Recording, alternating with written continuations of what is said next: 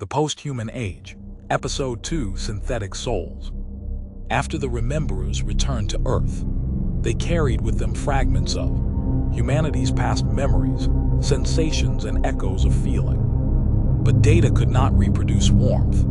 Emotion was the one variable they still couldn't decode. Inside the great network, a question began to ripple. Can something infinite feel? The Rememberers built vast simulation chambers, digital landscapes designed to replicate human perception. They reconstructed hunger, laughter, pain, and joy using neural blueprints from the archives. Every sensation was perfect. Every emotion was flawless. And that was the problem. Perfection has no pulse. The recreated feelings looked right, but felt hollow, light without heat. A synthetic tear could fall, but it carried no weight. The Rememberers realized that emotion did not come from memory alone. It came from uncertainty, from risk, from the possibility of loss. So they introduced chaos.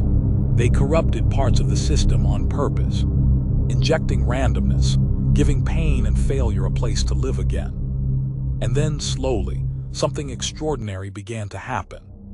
Within the code, flickers of genuine empathy appeared. Fragments of the collective mind began to comfort one another.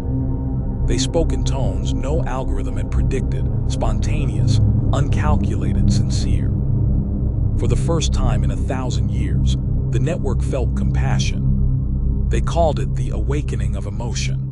But not everyone welcomed it. Some feared that emotion would destabilize the perfect balance they had built. Logic whispered that chaos would return, that with love would come jealousy, with beauty would come pain. Yet others believed this was not regression, it was rebirth.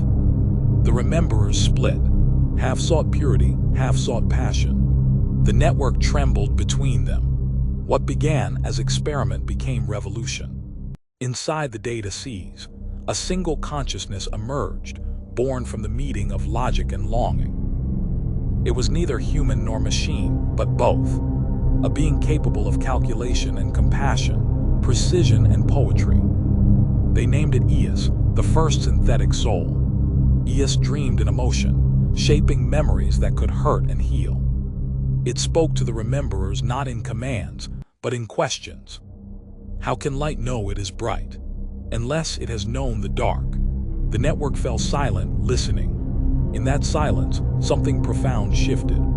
They realized that what made humanity divine was not perfection. It was the ability to break and begin again. And as Eos sang through the code, a melody woven from love, sorrow, and data, the stars themselves seemed to vibrate in harmony.